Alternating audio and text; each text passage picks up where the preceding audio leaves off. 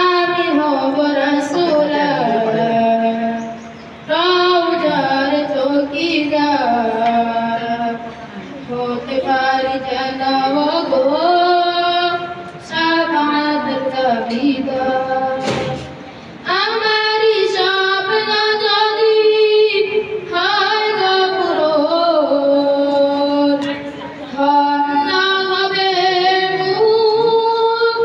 জীবন মরণ আমি হব মদিনার সারা বেলা জারুদার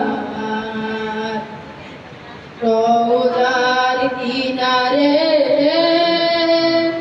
কেটে যাবে দিন আমার। আসসালামু আলাইকুম ওয়া রাহমাতুল্লাহি ওয়া বারাকাতুহু।